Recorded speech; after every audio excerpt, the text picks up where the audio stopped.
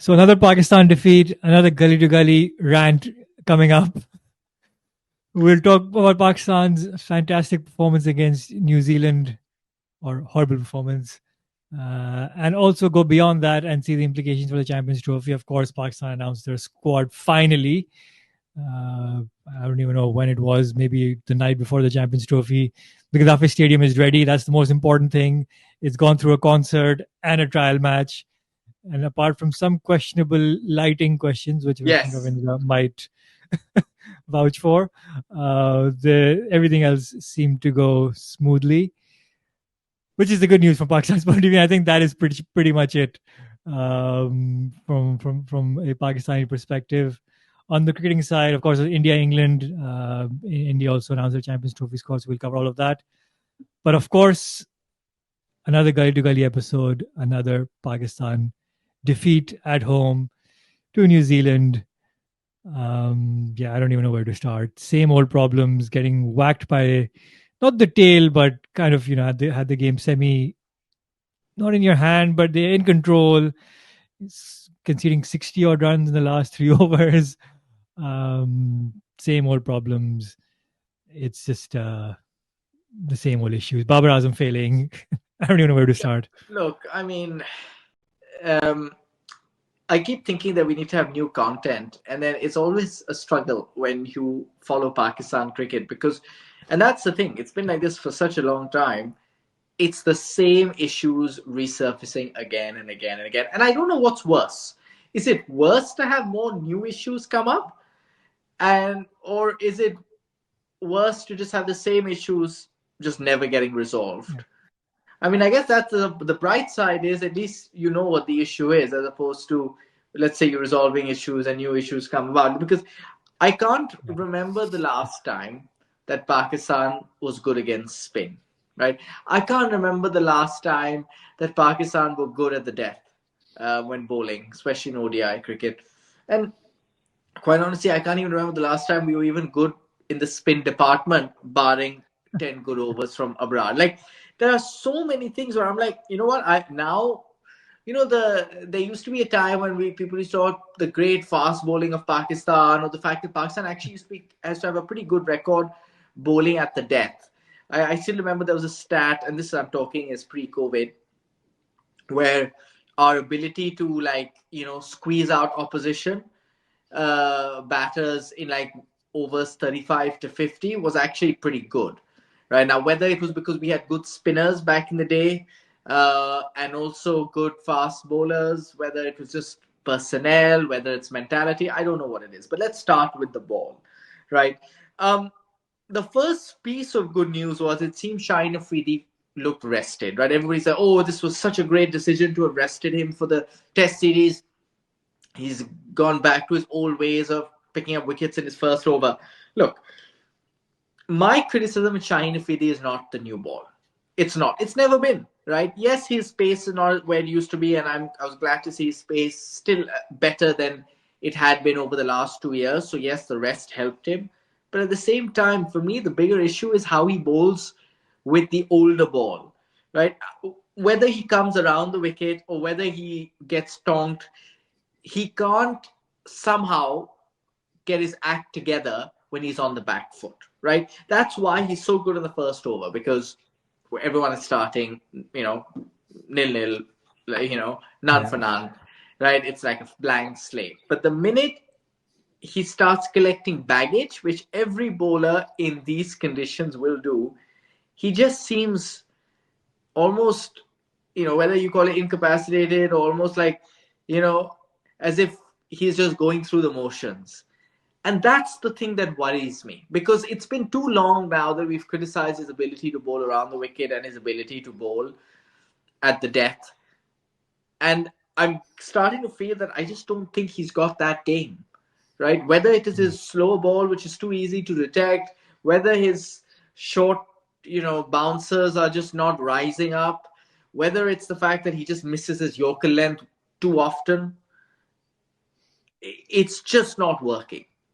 And I don't know whether a change in coach or a change in captain or change in different ways of doing things will ever make a difference, because unfortunately he needs to bowl at the death. Otherwise, you don't have anybody else. You only have three fast bowlers. Yeah, I think it's a mix of, like you say, lack of maybe not skill, more like execution. Maybe that is also skill as well, but it is a bit of that mindset. But also a bit of it comes down to what's happening around you. Naseem had a pretty poor game as well, and there's always a case where in Pakistan's case, none of the three ever seem to show up on the same day. There's always one or two always have a bad day, and one of them has a decent or half decent day. Um, and I think Shine's issue is that it is that control, and also it seems to be a Pakistan cricket thing throughout, right? Where they once they lose control, then it's just a matter of hoping that a batter makes a wicket, makes a mistake and loses their wicket. It was the same, that famous Asia Cup game where India scored 300 something for two, where they were going for it and Pakistan were just hoping, oh, they'll make a mistake, and and it was the same against when Ken Phillips was going crazy yesterday. It was the same old things, trying to bowl decentish lengths, but trying, not really thinking it. It's really difficult to point out what they're doing wrong, but it's also very obvious to see. Yeah, it's weird. Even the good old Yorkers are trying to do it, and he keeps missing his length.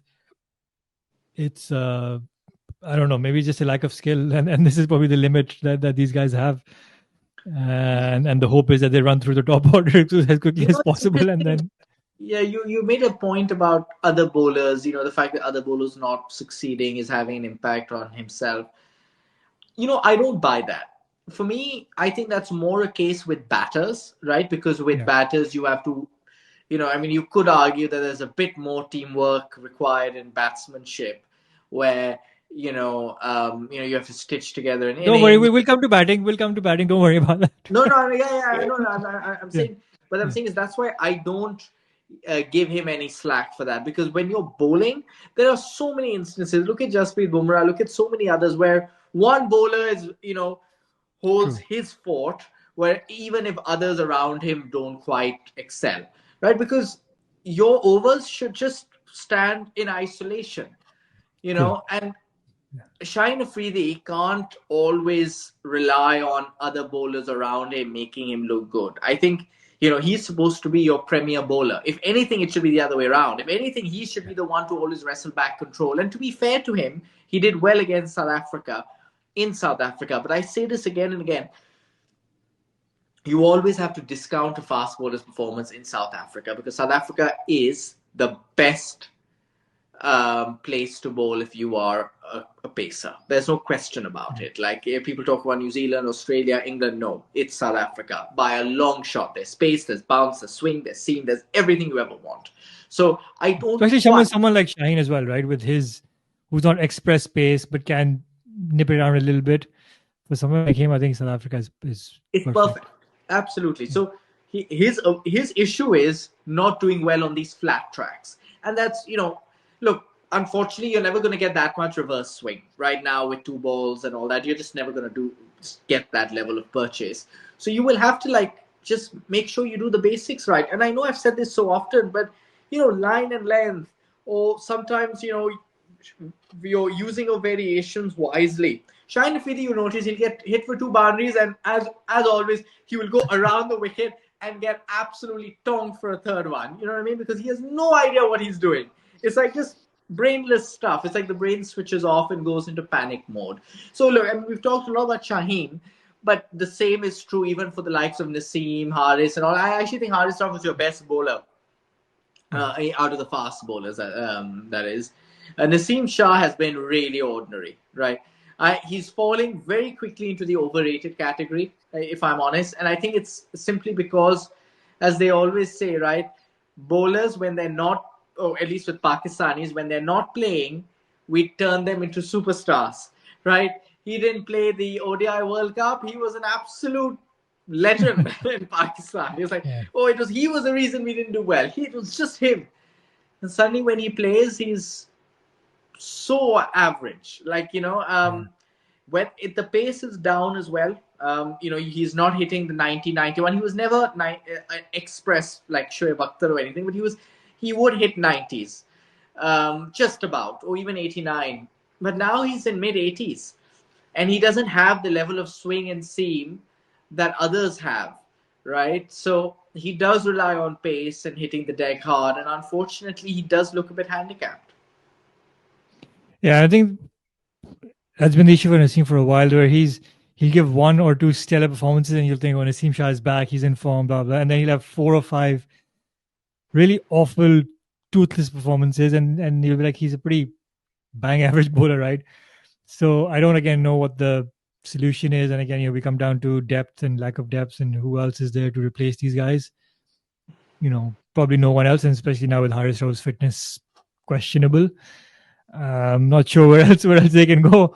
Maybe it's time to do get the drying fans out and do a multan at the Gaddafi Stadium and bring back Sajid and Noman against New Zealand at Yeah, least. why not? At least one of them. I mean, why not? Like, suddenly they'll come out and do something absolutely, extraordinary. Yeah, no, I agree. Maybe I mean, that's the only way. Otherwise, yeah, I don't really see. And like you say, even with spin, Abrar Ahmed, too many four balls. I mean, yeah, how much more of a mystery is it going to be? Yeah, look, and I think his stats are a bit inflated. I will still say he was the best bowler overall. Haris the best pacer, Abrar the best overall, but he got lucky. Like his wicket, the wicket ball that got Daryl Mitchell was so ordinary. I mean, Daryl Mitchell was devastated that at 80 he gave catching practice at deep mid wicket. He basically pulled a Babar Azam. Okay, I mean, you call it whatever you like, Except for the 80, yeah, but yeah. But he still got an 80, fair enough, I guess. But like Abrar, that was such an average ball. And I just feel sometimes his stats tend to get a bit inflated just by the fact that, the batter makes a mistake or he bowls at a point in time when pressure's on the batting side. I still am not fully convinced by him. We don't have a choice. He's the only frontline spinner. But he's somebody who I just feel like I can just imagine Rohit Sharma, Virat Kohli, the entire Indian lineup just licking their lips over, over Abrar. I mean, now I will say it's a step up from Shadab Khan. No question about it. No fewer full tosses and all.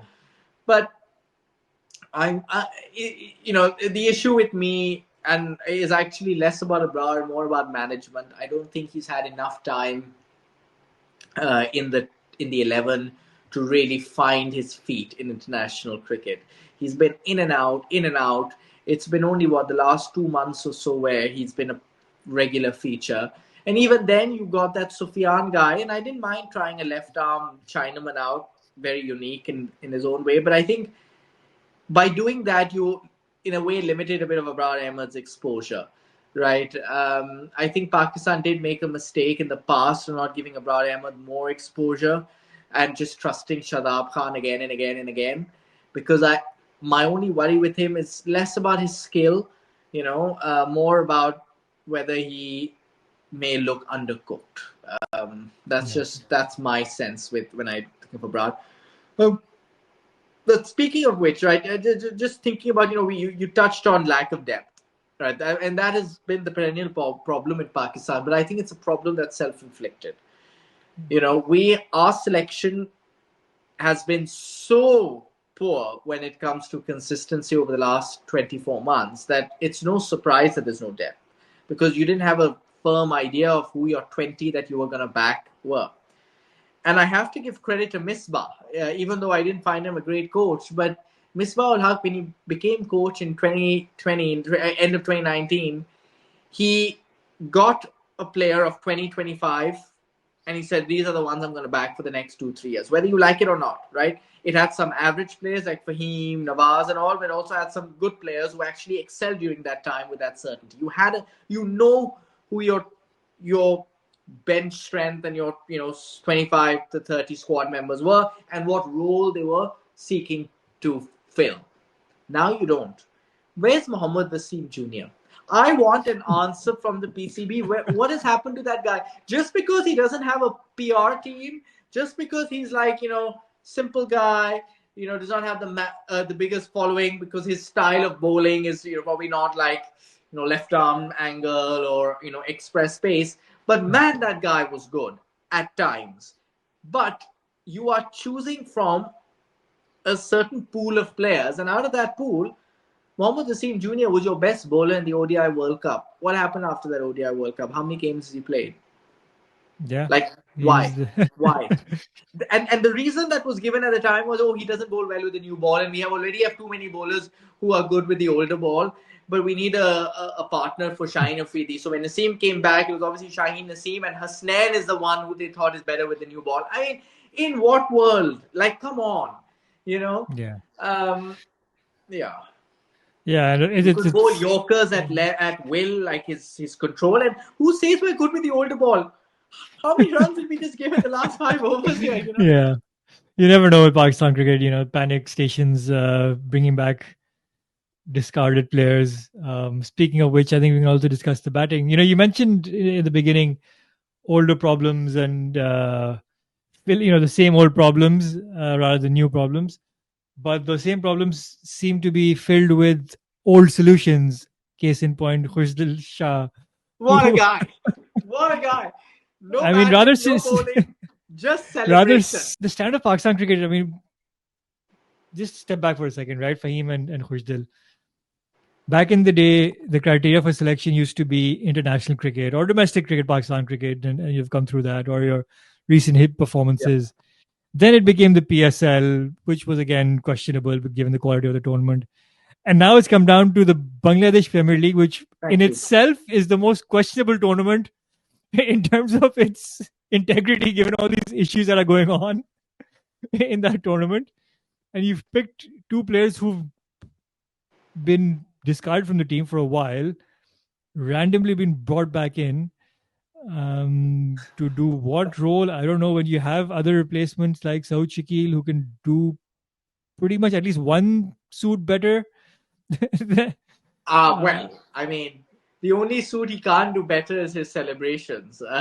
Kushal Shah running yeah. on the ground to hug Naseem Shah. I And mean, then that's Fahim the Ashraf, only. look, I know like Amir Jamal also tweeted something, right? But it doesn't really make sense. We've kind of dragged Amir Jamal throughout the last couple of years and taken him on tours and whatever.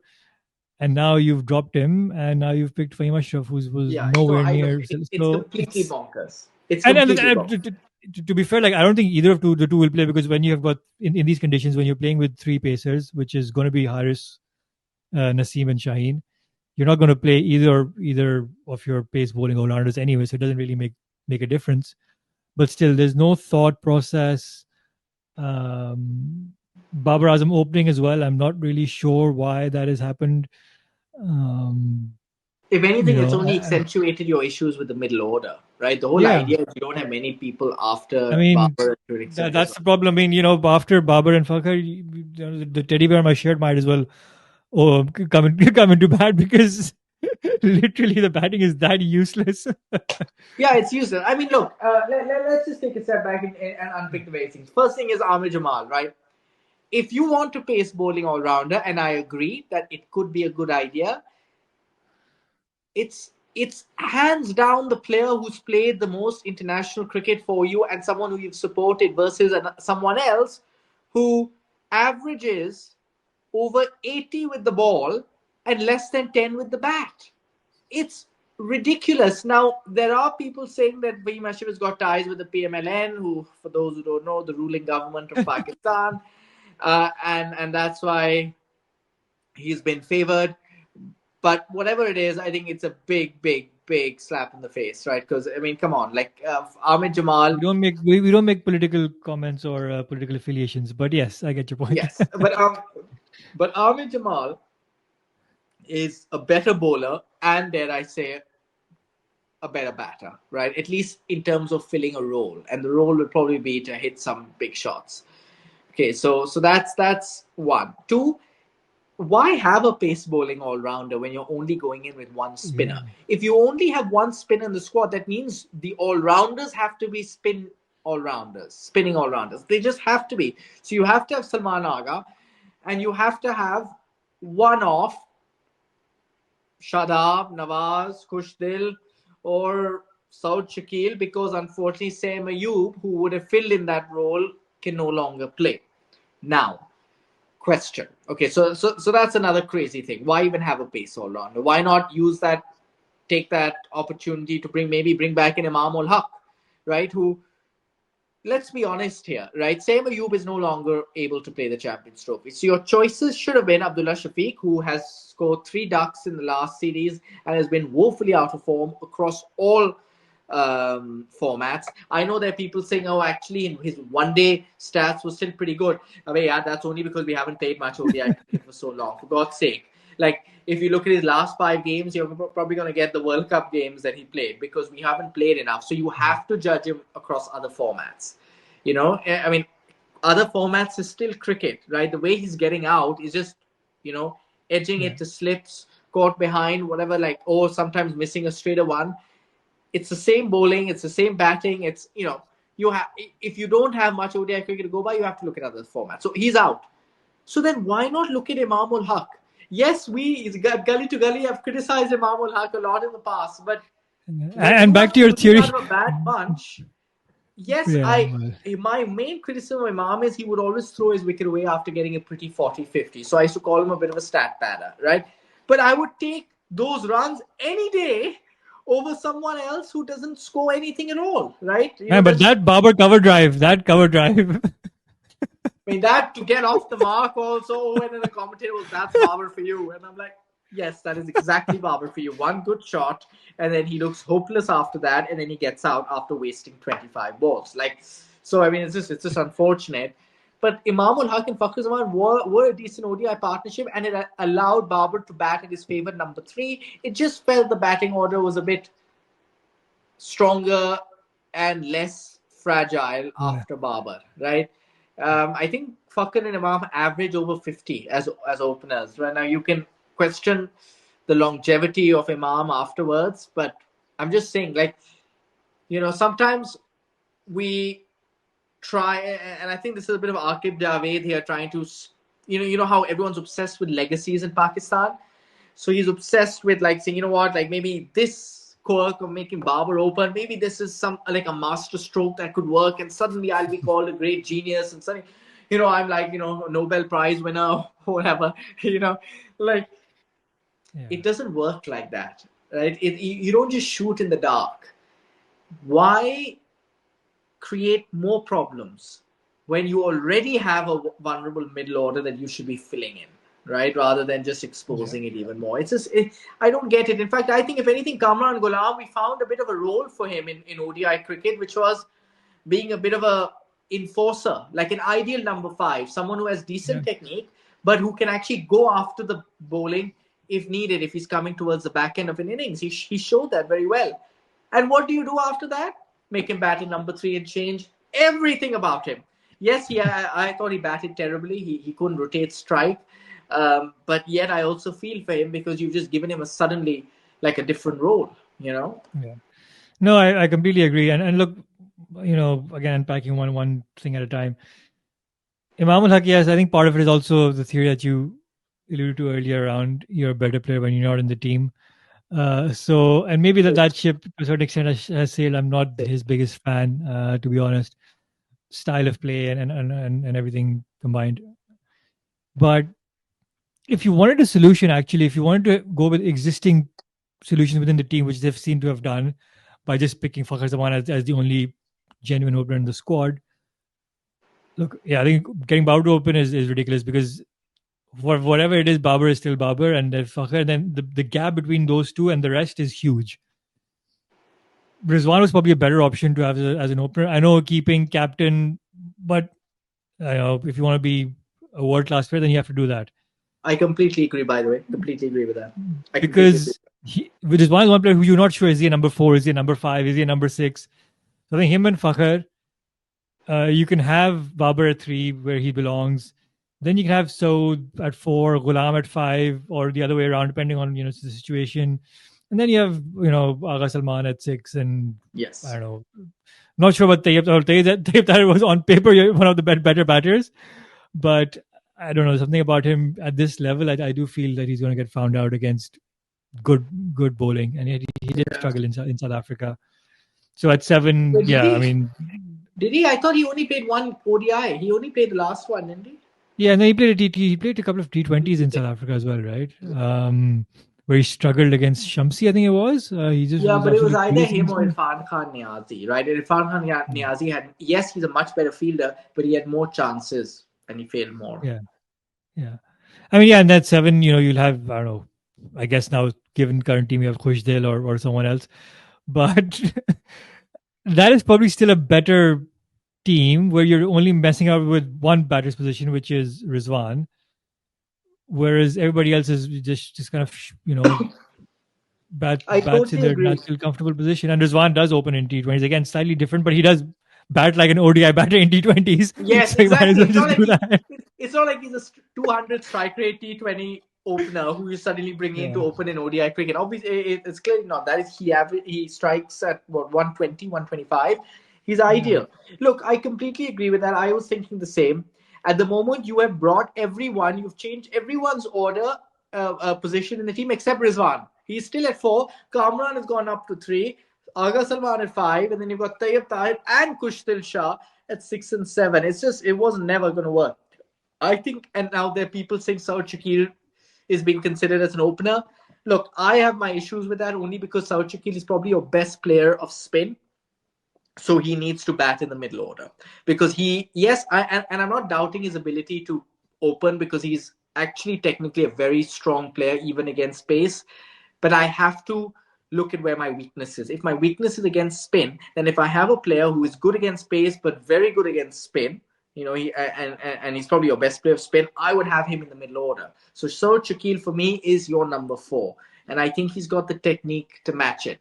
The issue with him, and it's funny how we're talking about Sir Shakil because Gary Kirsten had told Sir Shakil in no uncertain terms that he was not part of his plans, if you remember, before he resigned. And it just shudders. It makes me shudder to think of how different the team could have looked like if Gary Kirsten was still there. Now, yes, I know in an ideal world, Sam Ayub would have played, and therefore Saud Shakil would probably miss out. But now that Sam Ayub is not playing, Rizwan is opening. I think there's a clear position that's vacant that's ideal for Saud Shakil. I personally think number 5 is too low for him because he doesn't have that extra fifth gear that you need in a number 5. And the big issue was Babar and Rizwan were 3 and 4. But now, because that 4 is open, Saud Shakil gets in. If it wasn't open, he wouldn't get in. So you've got 5 with Kamran. Now 6 and 7. Look, Aga Salman. I know. He's also a good player of spin, and he's someone who actually has shown himself to be quite good. So I actually like him at 6. 7, I think, is our weakness. Whoever you pick, it doesn't really the matter. same thing. Yeah, It's going to be the or you same. could even bring in the best player in the world, the best player of spin in the history of cricket, Usman Khan, who's still part of the squad. What a guy. I mean, what a guy. What does he have to do to get dropped? I don't understand. I mean, I personally would have been like, if you really needed someone who could bowl a bit, because I think that's the weakness here. And for some reason, so everyone has forgotten about Saud Shakil, uh, Saud Shakil's ability to bowl, clearly, when I actually thought he was a pretty decent bowler. So if you need a bowler, why not your favorite Zahid? Chacha. And this is so weird, right? The way they think. So they went to T the ODI World Cup a couple of years ago. Okay, so Usman Khan, I think they've on paper he's like a backup wicketkeeper as well, right? Which is what the theory they've gone with. But the Champions Trophy, the 2017, the 2019 ODI World Cup, I remember. I think even the 2023 World Cup, the full ODI World Cup, where you're like a month and a half month and a half cricket, you didn't have a single backup keeper for Safraz or Rizwan for a month-long tournament. Now you're going for a backup keeper in like a 2-week tournament where you'll play 3 or 4 matches. I mean, some of the I don't know. logic. I don't know. I mean, It correct me if I'm has wrong. to I be. don't think Pakistan had a backup keeper in 2023. I know 2019 they didn't for sure. It was Sarfaraz and no one else. No, in And 23, let me think 2023, about it. Did they? no, I don't think so. No, they didn't. Unless Abdullah Shafiq was a hidden wicketkeeper. No, they didn't. So exactly, so exactly right. And now this is the logic they're going with to, yeah, it just doesn't make sense. Uh, Tayyip Tahir, again, I don't see how he fits in, given that he doesn't have any other role. He's not like a proper hitter. Um, But I think they're trying to make him the proper hitter in the team, right? That's his role yeah, now. If he comes in at seven, my big issue with him is you clearly feel like he's one of those, gully cricketers who clearly doesn't have really good technique. He's just always looks, yeah, he looks a just bit looks. clumsy. He always looks as if he's always on the back foot, and like his head isn't even like straight. It's as if his weight is just his transfer of weight from the back to the front foot just doesn't happen. It just reminds me of when we used to play, just Yeah, basic street cricket yeah, where yeah. It you just just looks like straight and back yeah, and you just try to just hit across the line. exactly that. That's the only shot. Like, if he wants to hit a six, that's the only shot you could see him like realistically hitting. It's not like a smooth swing of the bat or whatever. It's just, I don't know. Maybe he does well. He does have a pretty good first class record, to be honest.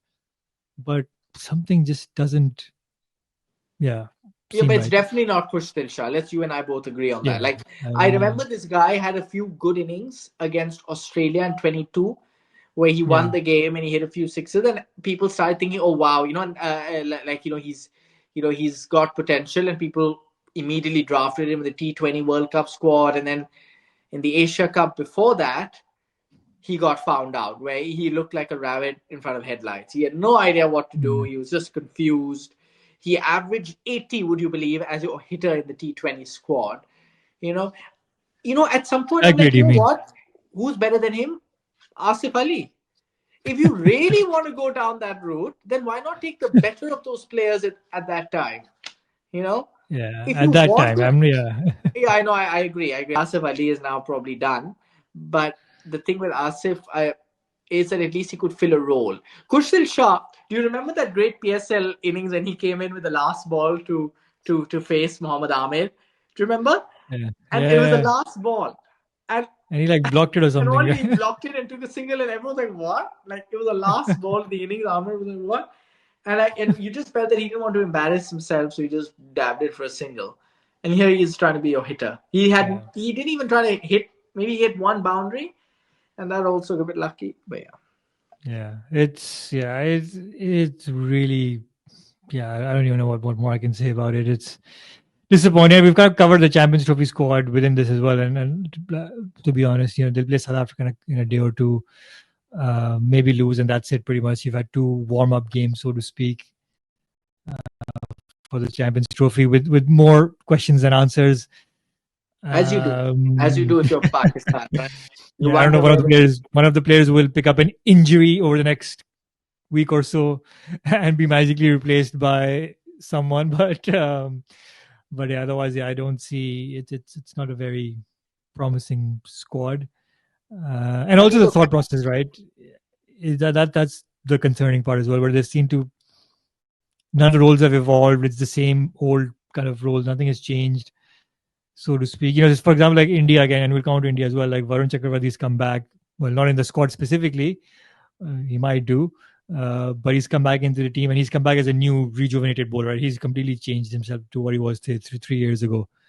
But you don't see any of that in any of the guys that have come back in Pakistan cricket. So that's, and I know we'll and I get just trolled think for sometimes comparing it's the two, but no, that's I know, but I yeah, think it's important, right? Because I think sometimes it's about communication.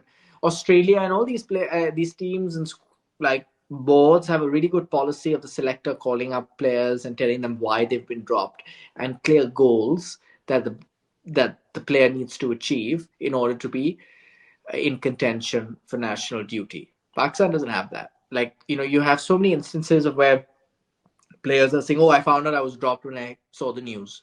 Like and these are high, like senior players, high brand names.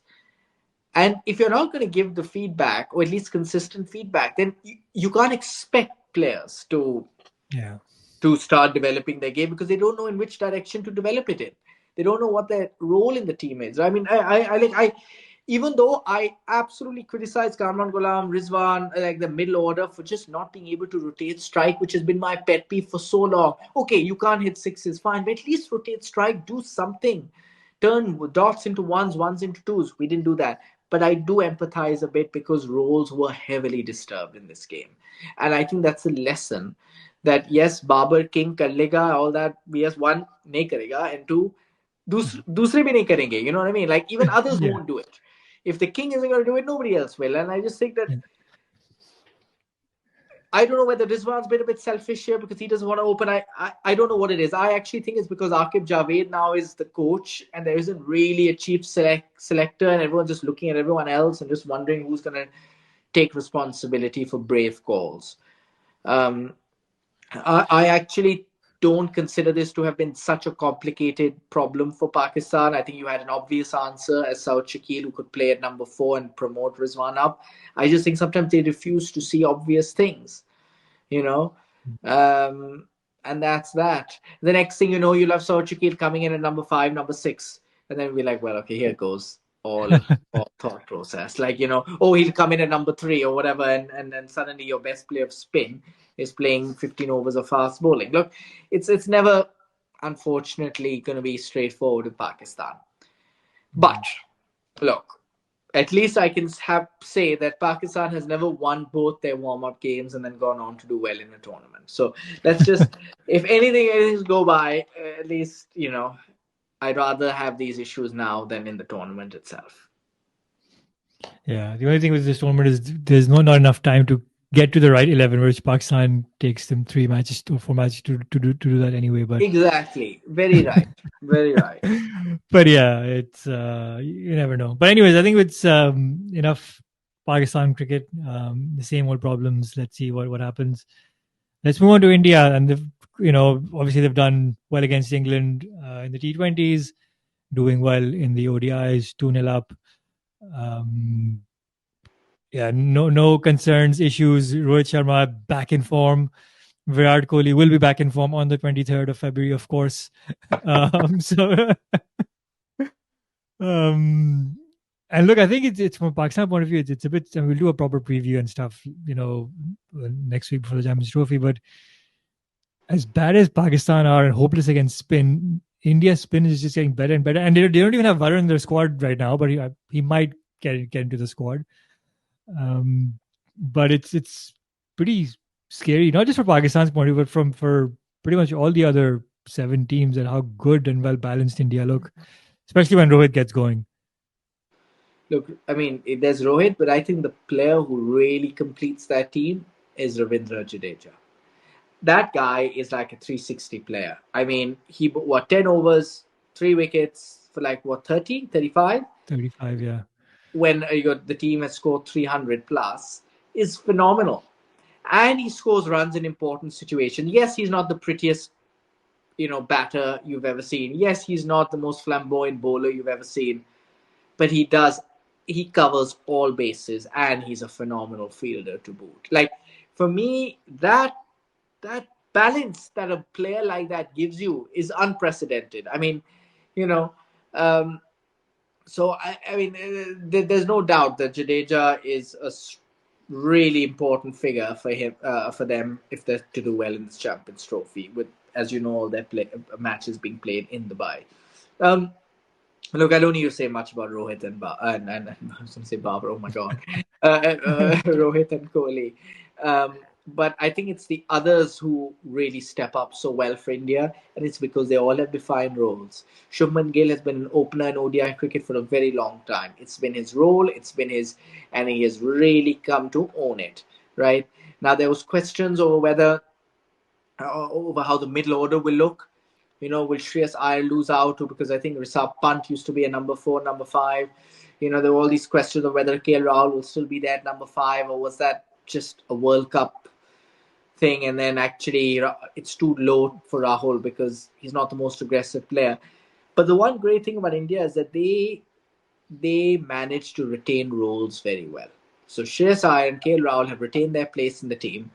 Pant is there obviously as backup should he be required. But that middle order is consistent with what it was 2 years ago in the ODI World Cup that they, well, by all accounts, were the best team in, right? Except in the final. So it's there's so much consistency, and you can see the difference. It's there for everybody to see.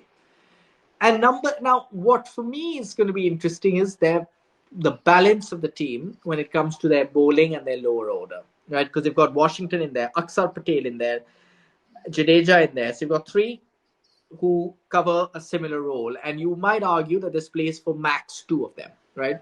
Because Hardik Pandya will almost certainly play. So then it's who is it, right? And obviously it's Ravi Jadeja will take one of them, and I would assume it's Aksar Patel will take the other. He gives the left arm angle with the ball. Well, more importantly, his left hand angle with the bat, because the right left hand combination is something India does really value. It's probably the only weakness that their top five are all right-handers. So that's why, and Aksar Patel is the one that they often tend to favor if they need to promote and break that lock. So I think it's great. I think the main talking point on the bowling side was Siraj and Ashdeep. I think they've made a phenomenal decision. I support this decision because I think Ashdeep Singh has been knocking on the door for far too long. He gives a left arm angle as well. You know, your worry when you have Bumrah, Siraj, and Shami is, are they all a bit similar? Are they all? I mean, I know Bumrah's a class apart, but like, is there enough variety in there? And also don't forget you've got Hardik Pandya as well, right? So they're all, fast, medium, right arm bowlers. And Arshdeep Singh just gives you that extra variety. And it's so important. And yeah, especially on flat wickets. So I think it's the right call, irrespective of what people say. And man, like, he's just been there for knocking on the door for so long. It'll be unfair if he just misses out again. Yeah, completely fair. And I think it's he's been doing pretty well. I no issues with that. I think the bowling's pretty fine, and I think it depends on Bumrah as well. Arshdeep kind of also plays a similar role, so to speak. He starts with a new ball and then is good at the death. So in case, I don't know, maybe they want to rest Bumrah for a game for one of the group games or something like that, given his fitness issues. So he's like a good semi-like for backup, when you've got Shami in there and Pandya, obviously, and then all the spinners. My only question is whether they can find a way for Varun Chakravarti to, given how good he's been, to find a way to get into the team. Whether it's for Washington Sundar, I don't see the point of it if you have Jadeja and Akshar Patel both there. I know India has always been very conscious of not having a very long tail, so now they've got Jadeja at 8 or Pandya at 8, whoever comes in, one of those three at 8. So there is only one of Kuldeep or Varun will play, and maybe they've gone with Kuldeep. And 100%, and you would agree with that, right? That is the right call. Yeah, for sure. So I think that's the only thing, but you can understand why they're doing it, and Washington probably gives them an extra batting option as a backup to Jadeja and Aksar. So I think that's probably what they're doing. But overall, I think the balance is so good, and like you say, the roles are so well defined. Whether it's Shreyas Iyer coming in, and he's been like this. I think he's very underrated. His role, the way he takes on the bowling as soon as he comes in to bat, whether it's 20 for 2 like they were in the first ODI against England, he came in and he started smashing them from ball one. He did it to a lesser extent. I remember there was a game that Asia Cup, that washout game against Pakistan, where he came in and started bashing and then middled a short ball to mid wicket. But he did that very well in the World Cup as well. I think he was one of the more underrated. Obviously, Kohli and Sharma took the spotlight, but he was very good throughout the World Cup as well. So yeah, I think from balance point of view, I know there's always this debate of Pant and Rahul and more on social media because some people have a better PR team than others. But exactly. I think from in the UAE, I think slower pitches, I think Rahul is probably the better bad shout. Yeah, and look, you've seen his record against Sri Lanka. Against the Asian teams at the Asia Cup where they play their games in Sri Lanka, right? And he did really well there. Right? In fact, if anything, he was under the cosh there, and he had to perform in that Asia Cup just before the World Cup, and he does really well in these conditions. So I think it's the right call. For me, actually thinking about it, there is a bit of a thing where they've got 12 really good players, of which they need to choose 11.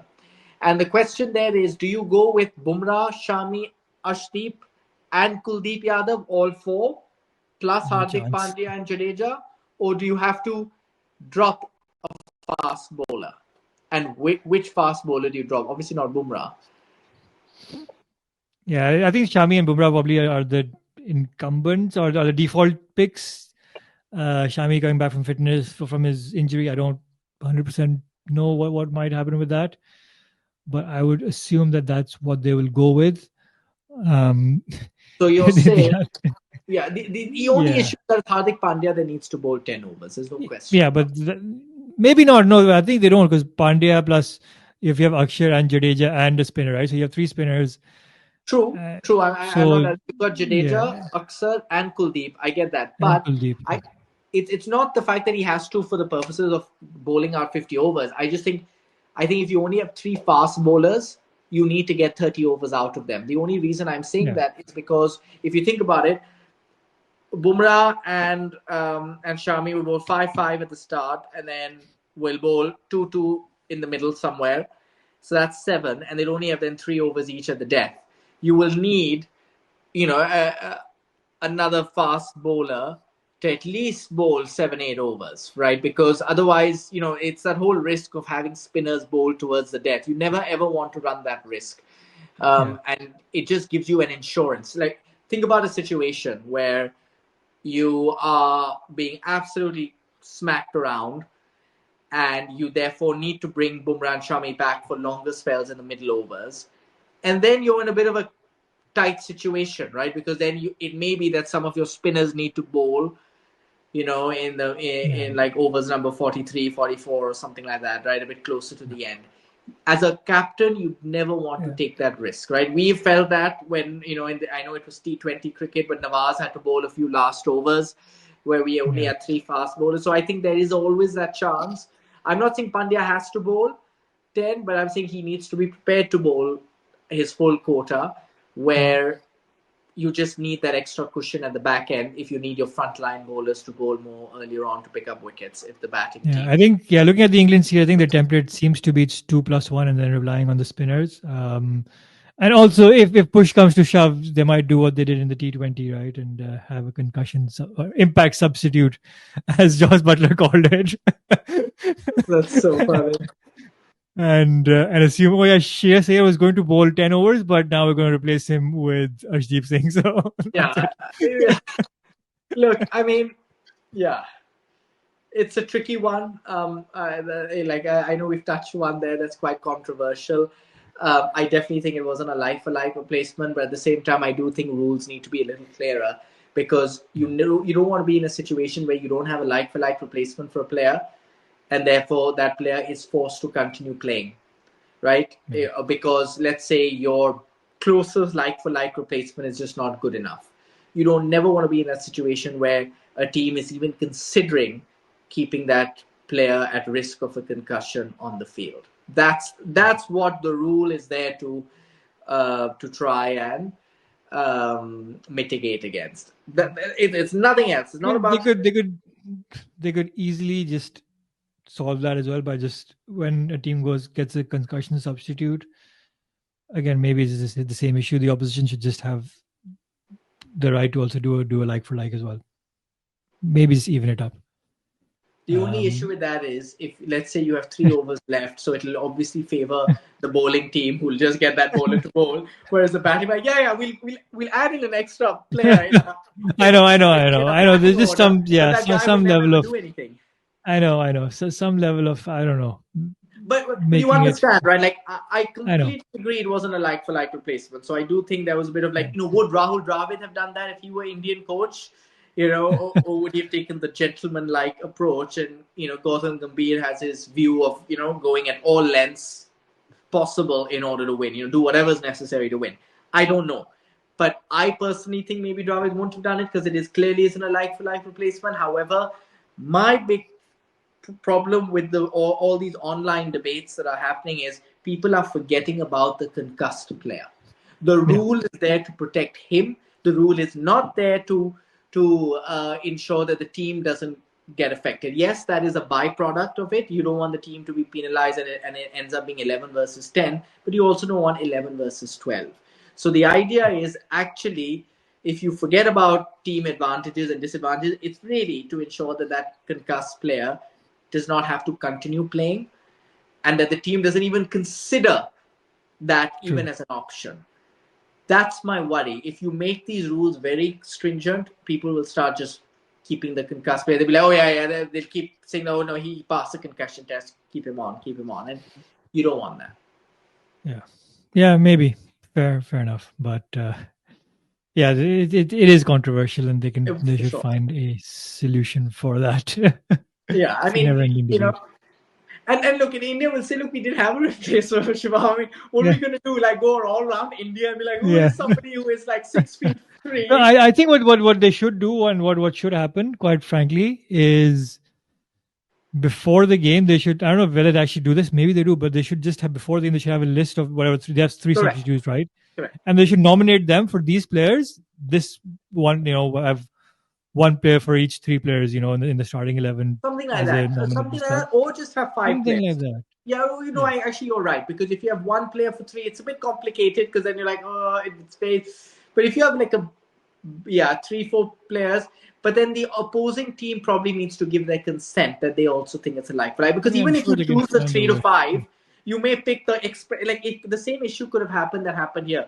You end up picking someone out of that bench list of 3 or 5 or whatever, but you don't pick the one that's a like-for-like replacement, or you don't have one on that list who is a like-for-like replacement. So India could argue that is actually the best one we had on the list. So I feel that at certain things, the opposing team, in this case England, probably they need to have a say and give consent. But it's very complicated when you're on the heat of the moment. Butler will be like, hell, no to even a sensible suggestion. Yeah, something needs to be done. But yeah, it's when things like these, that happen, that I guess cause a change in rules and stuff. But I don't even think it should just be concussions. I think it should be any internal injury which is so clear. Like if it's a massive, like an ankle fracture in the case of Sam Ayub, or even Shaheen. Like day one of a test match, right? Like day one, exactly. Like the first session also. So like for sure. Yeah. And even Shaheen Afridi in a final of a World Cup, T20 World Cup, where and